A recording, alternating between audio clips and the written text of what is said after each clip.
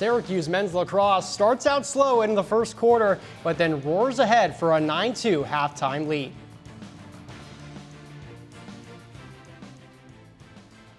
Thanks for joining us here on this ACC Network Halftime Report. I'm Ryan Bridges, Adam Gotkin alongside me. And Adam, a really slow start for Syracuse, especially on the offensive end. What worked for them better in that second quarter? I mean, everything. That first quarter was horrific, to say the least, for Syracuse to go scoreless. First time this season that the team hasn't scored a single goal in the first quarter. They played faster in the second. They actually got good quality shots off. And overall, they just looked like a competent lacrosse team. A slow first quarter, but the most goals that they've scored in the second quarter of a game this season. You got to see how it all went down inside the JMA Wireless Dome. One area that Syracuse did not struggle was the face-off dot. 11-2, Johnny Mullen in front. And that's not really a surprise, Manhattan really struggles at the X. We knew Syracuse was going to dominate possession in the first, but when they had the ball, didn't really do anything with it.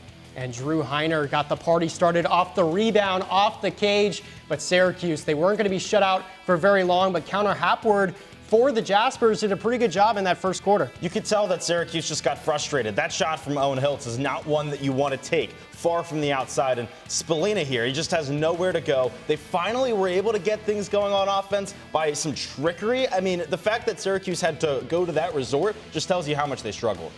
They did, but Joey Spallina was feeding early and often, and then he also had a goal right there. Tyler Cordes steps up big, and Syracuse found a lot of success using Joey Spallina behind cage. Yeah, we're starting to see this ball movement really get going from Syracuse, and that's why they started scoring. Early on, it was just outside shot after outside shot. Every single one of these goals, they swing it around, finds an open man in front, and that's the Syracuse offense that we're usually used to. The first career hat trick for Trey Deer. Luke Roa buries it in the net. One of the 9 goals for Syracuse. They roar ahead. They dominate in possession, dominate in shots. That shot disparity is insane. 36-7? Pretty remarkable if you're Syracuse and the way they're able to share the ball. That slow start, though, do you think that comes with having an entire week off? I don't know how much having a week off really plays into it. You know, in lacrosse, sometimes you have to play 2 games in a weekend. Sometimes you have a week in between. At the end of the day, you can't go down 1-0 to Manhattan at the end of the first quarter. But a big reason why they were down 1-0 in that first quarter was because of Connor Hapward. He saves 5 of the 7 Syracuse shots in that first quarter. What happened with Hapward? I mean, he was just spectacular. Not necessarily a surprise because he's such a good goalie, but Syracuse helped him out with just low-angle shots. That one from Hiltz, he's only 1 or 2 feet high of GLE. That one from Spallina, 2 yards high of goal line extended. So Hapward was incredible, don't get me wrong, but Syracuse gave him a lot of help. They were telegraphing shots, just making it so easy for the goalie. No deception at all with the shoulder.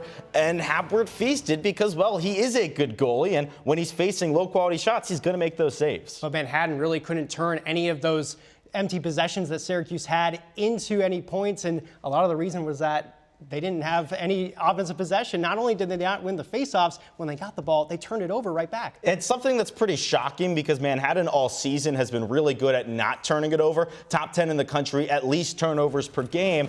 But, you know, these bright lights in the dome, everyone always talks about how that's an adjustment, and maybe that was part of it. That first turnover that you see, just a bad one, throwing it away on a fast break. Here, again, you don't get it going on offense. You run into a double team, and that's just not clean. Manhattan honestly was so lucky to be up 1-0 just because of how awful Syracuse played in the first quarter. But then the fact that they're down 7 at the break just says how much this offense has struggled, because Hapward has been incredible, but he hasn't gotten any help from the rest of the team. And it's a much different scenario that Syracuse or even Manhattan has coming into this game, just because of the fact that this was Manhattan's season opener last year. Now they come in with a few games under their belt, and they got a long break after this. It still led to some struggles on the Manhattan side of things, and that's a big reason why Syracuse has that 9-2 halftime lead. But Syracuse has struggled after the halftime break so far this season, Adam.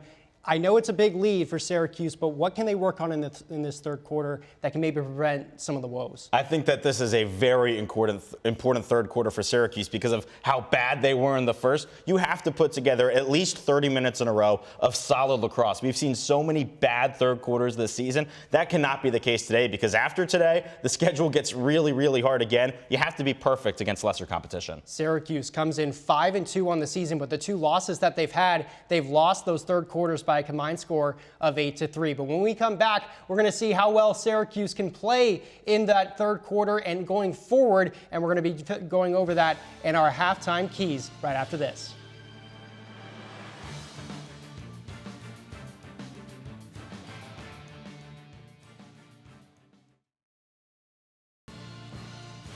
After a long break, Syracuse men's lacrosse comes out slow in the first quarter, but then they pick it up with a long run, a 9-2 halftime lead inside the JMA Wireless Dome. Welcome back to our ACC Network Halftime Report. Ryan Bridges, Adam Gotkin with you. And Adam, we got to talk about what Syracuse can do better. Third quarters have been a struggle. What can they do better? What are their keys in the second half? I think the keys to the second half are pretty simple. Do what you were doing in the third quarter and then in the second quarter, and it'll continue working into the third. First off, it's feed the ball inside. The ball movement has to be there. That's what this offense is built on. When it's playing well, they're moving it. And a big part with that also is getting the midfield involved. We have to see Luke Roa, Sam English, Michael Leo dodge with intent, dodge and then pass, and then get it inside. And that works. And that all comes back full circle to just staying patient. Don't try and hurry things up. Don't take outside shots with 30 seconds left on the shot clock when you don't need to. Move it around, feed it inside, and get the midfield going. A good chance for Syracuse to try out some new things on the offensive end. Maybe Pat March can get more comfortable with this offense, but Manhattan, also a great learning experience for them. What do they got to do better in the second half? Well, on the defensive side, you got to keep forcing those outside shots. Don't let Syracuse get it inside, but even if they do that, you got to clean up the offense because 11 turnovers in the first half just is not good enough for this team, especially for an offense that usually does not turn the ball over a lot. And then also, you have to be competitive at the face-off X. John Mullen, as expected, dominated the first half. That's what he's done in so many games this season. He almost broke the SU single-season record against Harvard in a loss. Manhattan has to be better, though, at the X. They knew that they were going to get dominated, but at the end of the day, you have to be competitive.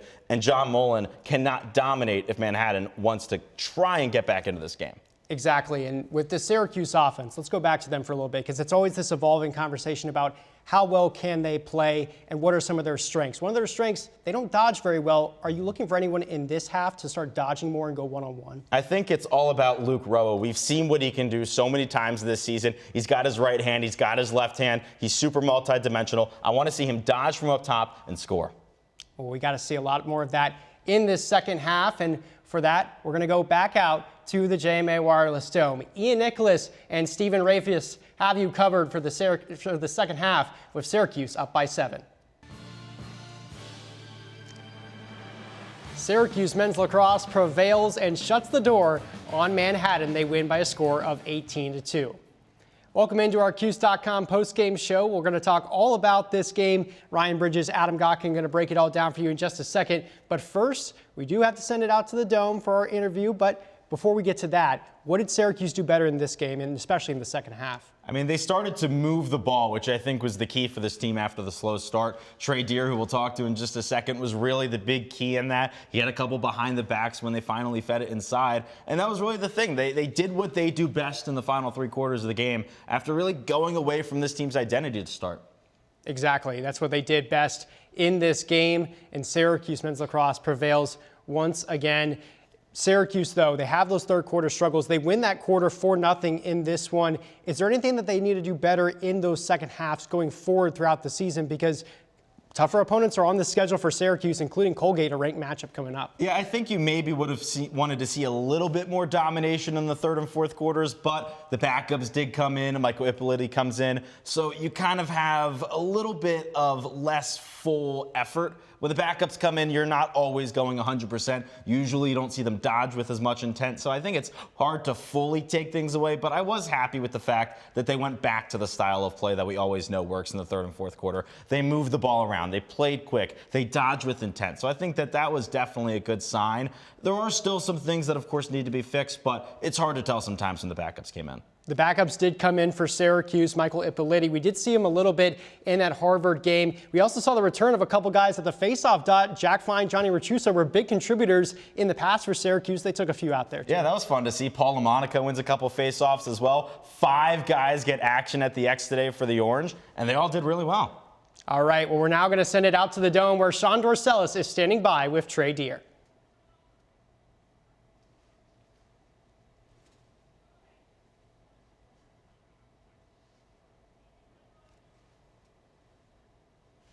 And unfortunately, we can't hear Trey and Sean, but I'm sure he's got a lot of great things to say, especially after that four-goal performance. And we'll talk about that and a whole lot more on the other side of this break on the Cuse.com post-game show.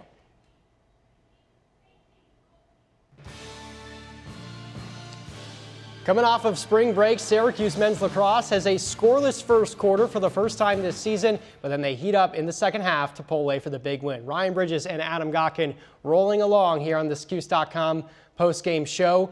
Apologizing for the Trey Deer mishap. We couldn't hear any more of Trey, but we would have loved to, especially with the 4-goal performance that he had today, Adam. Yeah, really special performance from him today. We saw him burst onto the scene last season as a freshman against Hobart when he came in, getting the start at attack, and he starts again at attack today with Finn Thompson out due to a day-to-day injury. And Deer impressed. He scored that first goal on the behind the back. He did what he does best, and that's dominate inside, score on rebounds, score off of feeds. He is a star. We always talk about the box influence in this team.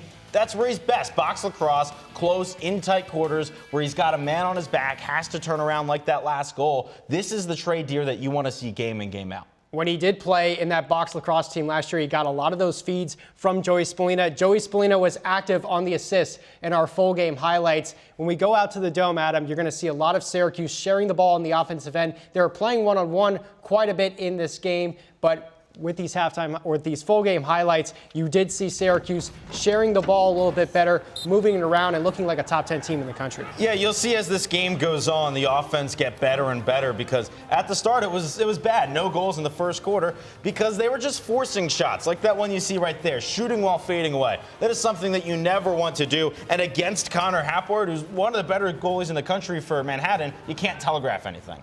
Connor Hapward was all over everything. Saved 5 of the first 7 shots that Syracuse put in front of them, but eventually they broke the deadlock. Tyler McCarthy getting things started again for the Cuse, and then Michael Leo, the normal attackers that you're used to seeing on this team, started to pitch in. There's Luke Roa right there. Yeah, we finally saw the middies dodge with intent as we got towards the end of the second quarter, the start of the third quarter, and then the trickery, the behind the backs, the quick ball movement. They just looked like a completely different team in the second half compared to the first, because they were playing the way that they need to play, which is be quick, move the ball, don't just stand there, and it worked out. Do you think that the mentality, though, is that, okay, I'm going to try some more one-on-ones, I'm going to try some more dodges in this game because you know the opponent and you know that when you flip the switch, score lines like you see tonight are common? I think that's got to be a bit of a part of it. I think that, Joey Spallina, Owen Hiltz, those attackmen who aren't necessarily elite dodgers know, hey, this is our chance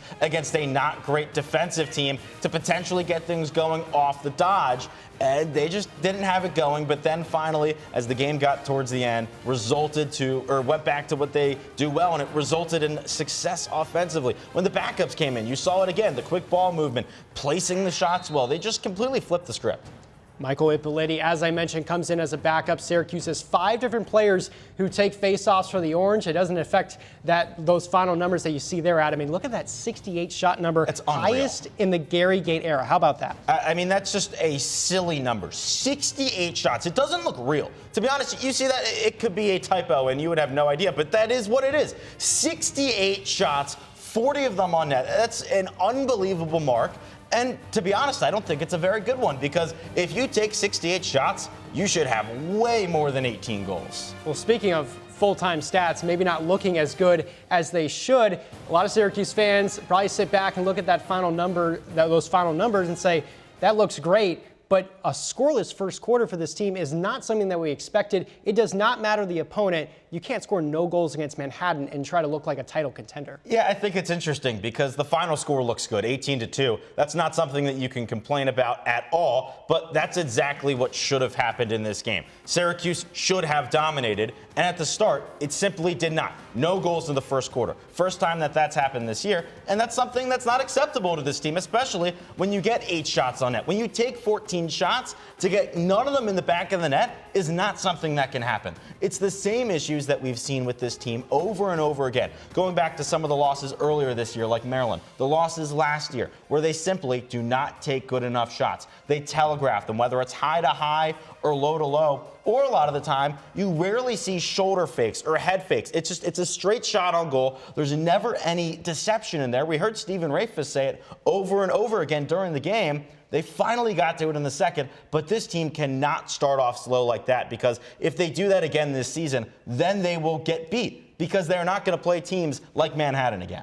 And they had a bit of that slow start because Joey Spallina maybe wasn't too involved with the offense. He's playing within the flow, but when he caught the ball behind X, he was doing a lot of what he did against Manhattan last year. He had 7 assists against the Jaspers in 2024. Also had a few of them today. Yeah, and he went back to what was working. This is in the second quarter, the first highlight that we show you from Spallina, and it's when he finally started to move the ball. You see that shot there? He took a little hitch with his shoulder, and it was enough to find the back of the net. And then again, goes back to the quick ball movement, the feeds in front. It's so obvious what this team does well. We all know it. We say it over and over again. It's move the ball, and yet they just went away from it over and over again. But Spallina, in the second quarter, I think it's a lot of that leadership that we're seeing with him this year. I think it was a big sign for him to really step up as the team was struggling, because he is this team's star. He is this team's leader. And when things weren't going well, he was the guy who stepped up. And Gary Gait has said that they don't need Joey Spallina to be that guy that from last year that had the most points in Syracuse history as a sophomore at 88. But the reason why Joey Spallina was able to get into this game a little bit, Adam, is because the SU defense stepped up big. We can talk about that scoreless first quarter, but only allowing 1 in that first frame, 2 for the entire game. No matter who's in net, no matter who's at the faceoff dot, Syracuse's defense stepped up big. Yeah, I mean, you score no goals in the first quarter and you think, oh boy, we're in trouble, but you're down just 1-0 and you give up just 2 goals all game long. A lot of credit goes to this Syracuse defense. I thought that Billy Dwan was exceptional as always. Riley Figueres in particular had a couple really good stick checks where he was able to force it away. But the bigger thing was the fact that Manhattan just did not know how to pass the ball. There were so many times where they just had simple, awful turnovers. Just gave it away like that, trying to do too many things with a toe drag, and it doesn't end up working out. Manhattan beat itself on offense. And again, it's not easy to play in the Dome, especially when you barely have the ball because you're not winning faceoffs. There is a lot more pressure on the offense, but they did not deliver. A lot of credit, again, goes to the Syracuse defense for what it did. But at the end of the day, I mean, this Manhattan team just shot itself in the foot over and over again. It's a rare blip in the schedule for Syracuse where they can kind of get back into the feel of things after having a long break off. Over a week ago, they took on Johns Hopkins, but this has been a big month for Gary Gait, especially going forward. That was when they had their first top 5 win of the Gary Gait era, when they took on Johns Hopkins. They took down Duke in this month last year. What is it about March, specifically this season, that Syracuse has to do so well in? Because of those 2 losses early in the season, this is crunch time for Syracuse. Yeah, it is. It's very similar to last season, as you just said, with the 2 losses. Identical in the fact that you lose to Maryland, and really identical in the fact that you lose to a good but not great mid-major in Harvard. Last year, that was Army. I know Army right now is in the top 5, but last season, they ended near the bottom of the rankings, so RPI, it didn't look that great. So that means that March is always really important for this team. Beating Hopkins, just like you did last year, was big. And now you get into ACC play, and it's going to be huge to end this month strong, because it gets really tough from here. This is the last truly easy game of the season for Syracuse. Up next, it is all really, really tough battles. It's a big time for a lot of different teams around the Hill on Syracuse University's campus. A lot new sports getting into the thick of things as well. Syracuse softball getting things started at Skytop Softball Stadium. There's a lot of things going on, but specifically when you look at the other lacrosse games going around the nation today, Virginia was this powerhouse going away from last year. They don't have a very convincing win against Albany today. What stands out to you about this board? It's the fact that, like you said, Virginia is just not what we thought they would be. At the beginning of the season, blew out Colgate, and you thought maybe the Cavaliers would have it, but losing Connor Schellenberger and Peyton Cormier and all of their stars from last season, it's just been an issue. Other than that, great games all across the board. Navy against Lemoyne, a 3-goal game. You get a couple 1-goal games up at the top in a Massachusetts battle and a Philly battle. Overall, I mean, for a Tuesday, this is a great slate of college lacrosse. What really has been a great month and a great season so far, with great games all over the place. Syracuse going to have to take on Virginia a little bit later on this season, and there's a lot of things that Syracuse has to do better going forward. But when we come back on our Cuse.com postgame show, we're going to talk about some other teams around the Hill and give you a little March Madness update from our Newhouse studios. We're now halfway through the Syracuse men's lacrosse season, and the team takes care of business, 18-2 over Manhattan. Welcome back into the Cuse.com postgame show. Ryan Bridges, Adam Gotkin, rolling along here from our Newhouse studios. And Adam, I talked about it a little bit earlier. The sun came out in Syracuse today. That means Syracuse softball and a lot of other teams are getting into the thick of things when it comes to spring sports. We got to go around the hill and see how other teams on the hill are doing. What really stands out to you, especially with Syracuse women's lacrosse getting a nice win over Pittsburgh? Yeah, big time win for Syracuse to get back into the win column on the women's lacrosse side. You mentioned it there for a second, the softball team. How about that, to go to Duke, pick up a massive 3-2 win. They did lose the series, but almost won game one of it. Almost won this series down in Durham, something that's very hard to do. Finally, the team makes its has its home opener tomorrow. It's been almost a month and a half, but this team finally able to return home to take on Niagara. And then other than that, it's a very interesting weekend on the hill. Loyola should be a really fun matchup for the women's lacrosse team tomorrow at Georgia Tech in tennis. And then Clemson comes in softball. That's a new program, but a Tigers team that has been very good and been near the top of the ACC year in and year out.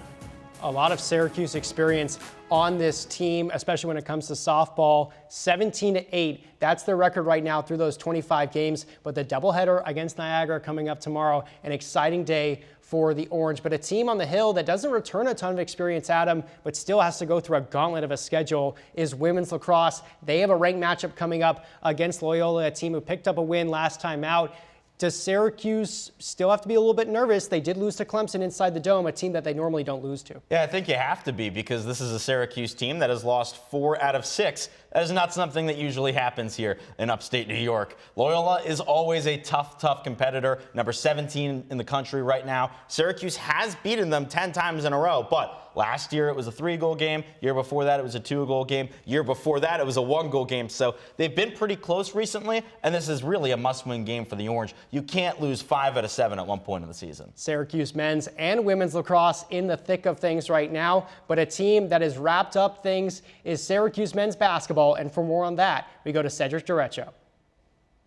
The 2024-2025 Syracuse men's basketball season has come to an end after a second-round exit in this year's ACC tournament.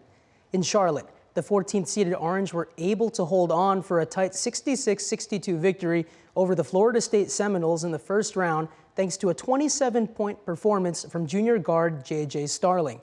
Starling scored 11 of the team's final 12 points in that contest, but there would be no such heroics the following day. In the second round against 6th-seeded SMU, J.J. Starling was held to just 6 of 17 shooting, and starting center Eddie Lampkin was limited to 5 points on just 2 field goal attempts as the Mustangs cruised to a 73-53 victory. This isn't the first time the Orange have struggled in the ACC tournament. Let's take a look at the Orange's recent ACC tournament woes.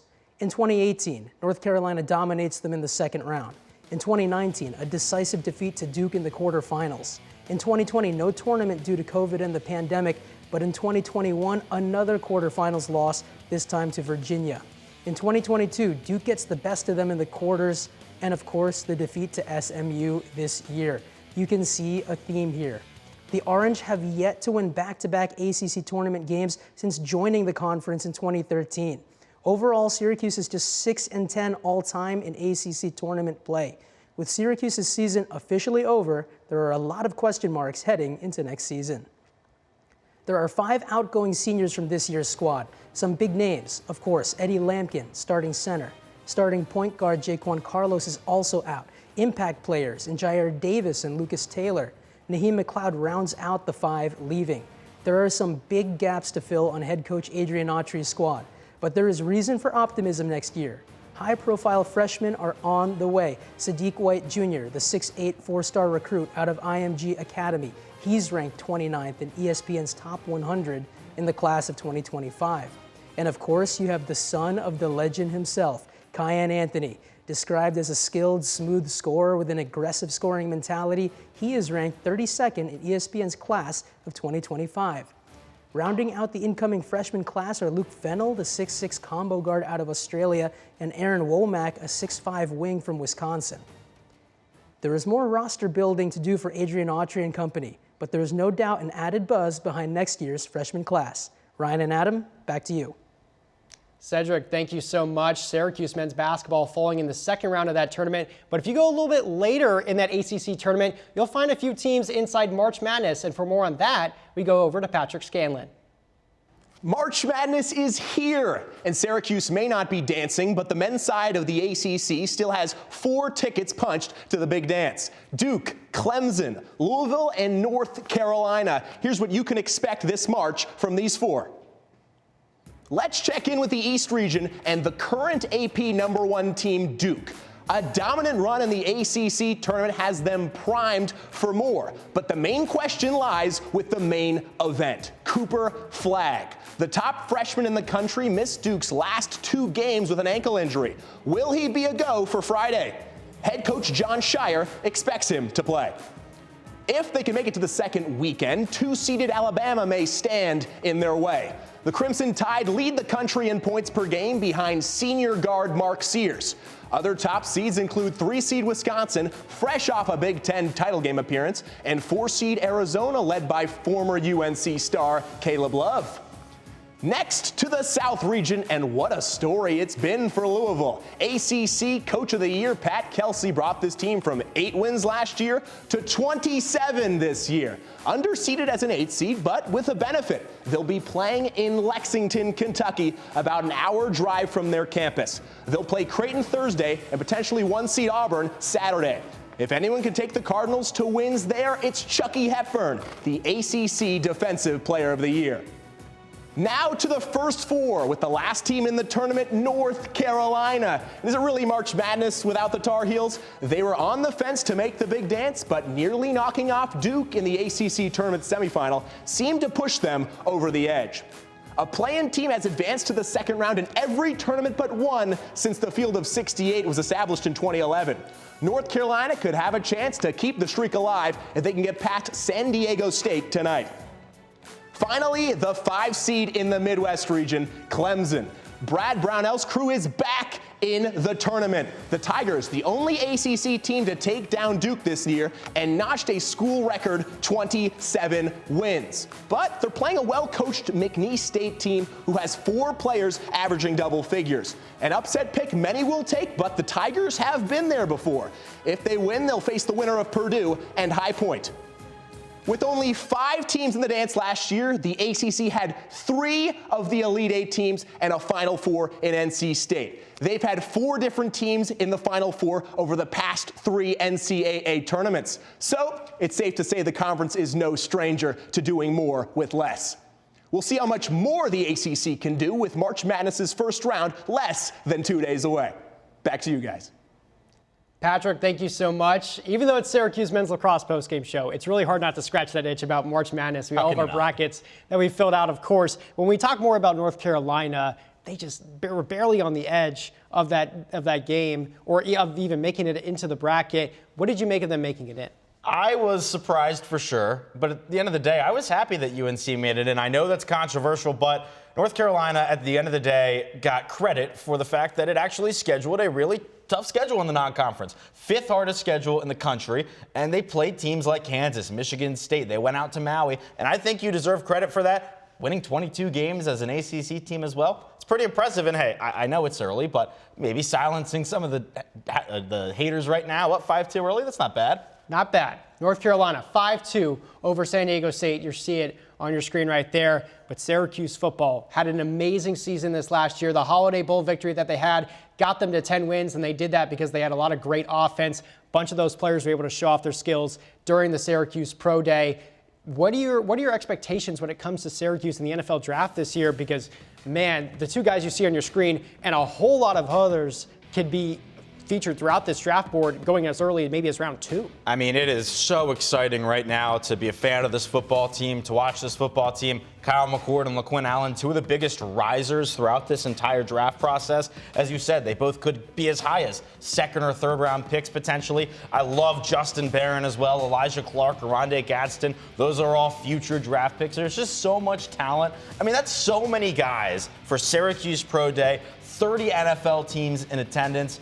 Syracuse is back. Fran Brown has brought this team back to national relevance, and it's proven it by the fact that there is true NFL talent on this team, and there's 30 NFL teams who came up here to Central New York yesterday to watch these Syracuse players. And they loaded up on the senior day as well. Kyle McCord was impressing scouts there. Jackson Meeks was one of the biggest risers. A lot of Syracuse fans knew who he was because of the fact he was PFF's highest greatest receiver last season. All right, but when we come back here on our Syracuse.com post-game show, we'll talk more.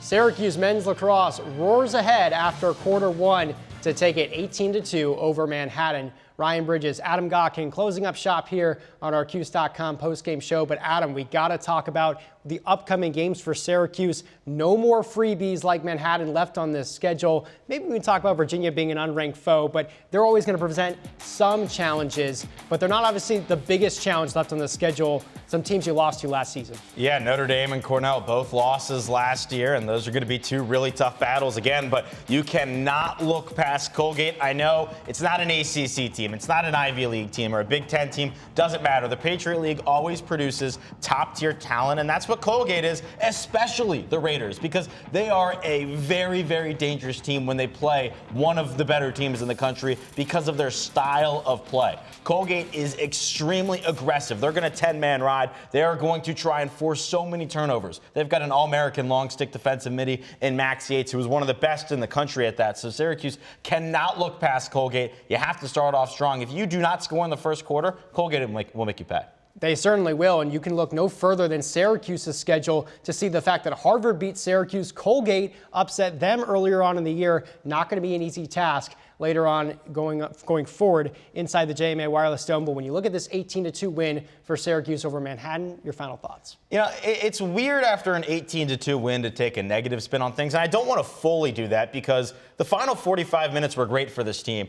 But for Syracuse men's lacrosse, we're talking about a national title contender, so we have to have high expectations. And at the end of the day, you cannot have a scoreless first quarter against Manhattan. This team has to put together a full 60 minutes. Have not done it a single time this season. In the blowout wins to start, they had a bad third quarter. Today, it's a bad first quarter. If this team wants to go on a deep run in May, they have to play a full 60 minutes at one point or another. Colgate's the best opportunity because every other game you play, it's an ACC game or it's Cornell, which was always a tough test. I know I just said Colgate is great, but they have to play a full 60 minutes. Prove that this is Syracuse against Colgate and that you are a tier above. Syracuse trying to rebound from some early season losses, but that's all the time we have here on this Cuse.com postgame show. The Orange do a great job of going forward in the second half, and they win 18-2.